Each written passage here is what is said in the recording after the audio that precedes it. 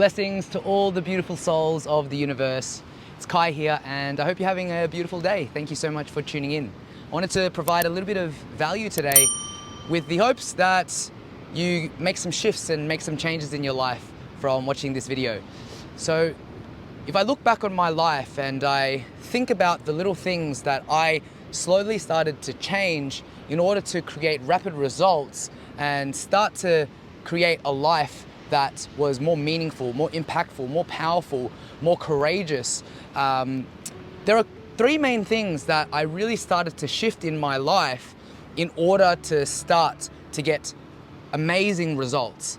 And when one changes these patterns and one breaks through from some of these things that were holding me back, life starts to become a lot more smooth. You start, rather than crashing against the wave, you're just kind of doing this. And these three things, I hope that you take away from it and start implementing into your life immediately. But the very first thing that I started to do is I started to monitor my procrastination. So procrastination happens when we have something that we need to do, but part of our subconscious mind prevents us from actually taking the action. Those deadlines that you have at work, or those deadlines that you have at school, or those deadlines that you have with the children, or deadlines that you have in certain areas that make you feel a little bit uncomfortable, or things that aren't really kind of resonant for you. So the first thing was learning how to break down procrastination step by step. And the way that I did that was, one, discerning why I was procrastinating, right? So procrastination happens when there's sort of like a resistance to doing an activity. So you got to ask yourself, why am I feeling this way? And as soon as the emotion comes up, you have to manage your state to get out of it. And the way that you actually do that is by asking yourself, for what purpose?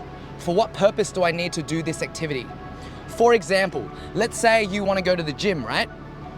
And it's a Saturday and you've got a goal and you want to go to the gym.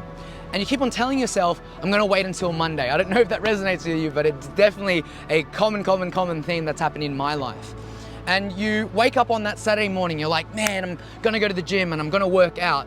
And then that Saturday morning comes, you have breakfast, you might be hanging out with the kids, or you might be getting bombarded with other things. And then before you realize it, you're like, ah, shit, Saturday's gone. I'm going to do it on Monday, or I'm going to do it on a Sunday, I'm going to do it on a Tuesday. And people always wait until tomorrow and then never get things done today.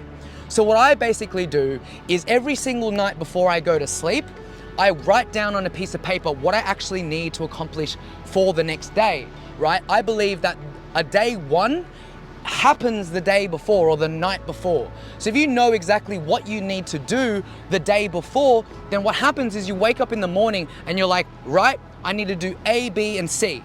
Whereas most people go through life, they wake up, the alarm goes on, and they're like, oh man, I've got to wake up today, or I got to go to work, or the kids are jumping on me, and they let that time kind of happen to them rather than design that time for them, right? So managing your procrastination by getting clear on your outcome, but also on top of that, taking action immediately. As an example, if you say you're going to go to the gym or you want to go to the gym, do it immediately. Okay, I want to go to the gym, boom, find a time, go straight away. The longer you delay, the harder it becomes, because the more excuses around the things that you need to do start to come in your way, right? So that's the very, very first thing that I decided to change. Getting really clear on what I wanted and also taking action immediately to prevent myself from repeating the patterns. The second thing is learning how to deal with my emotions.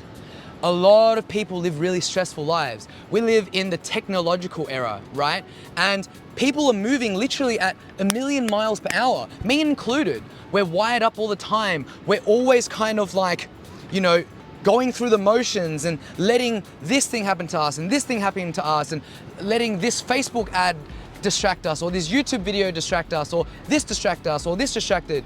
And what happens is, rather than learning to live a life by design, you end up allowing the external stimulus in your environment bombard you from actually creating exactly what it is that you want. I hope that makes sense. Now, the third thing was the biggest game changer for me personally. and that was shifting my identity. Actually changing the beliefs internally and right here as well internally to actually start to create different results in my life. Because a wise mentor of mine once told me that we do not create what we want in life. We don't. How many of you want more? More money, more freedom, better relationships, better health, better wealth? How many of us want more? I would say 9 times out of 10, most of us do. But why do some people create more and some people try to create more but never do? And there's a couple of reasons to that. But the biggest thing, and I want to break it down simply so you have actionable steps for this video. But the biggest thing that I feel like is the game changer, or was the game changer for me, was understanding that we become what we think about. I learned that from Earl Nightingale. He sadly passed. I never got the chance to meet him, but he was a big reason as to why I started shifting things in my mind. We believe, or we become what we think about, right? Whether or not you believe you can, or whether or not you believe you can't, you are right. And that was from Henry Ford. So how do you actually change your identity? Well, it all comes down to getting crystal clear. It needs to be so clear in your mind what it is that you want, that when you close your eyes, when you're walking through the street, when you're walking or doing your daily activities, you know exactly why. Understand why you're doing it. The next thing is understanding who you truly are.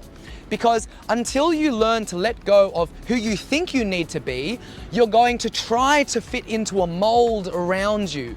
How many of you kind of resonate with this, right? You go into school, and this was very apparent for me. I always knew that I was the odd one out. So when I went to school, I kind of tried to fit in, even though I knew I was really different. And the workplace is the same. How many of us are kind of dragged into the workplace culture, right? Let's go for a drink, or let's do this, or and it's just so chaotic because you start to remove the ability or dissolve the ability to discern what is best for you, right? What is actually best for you and what it is that you want.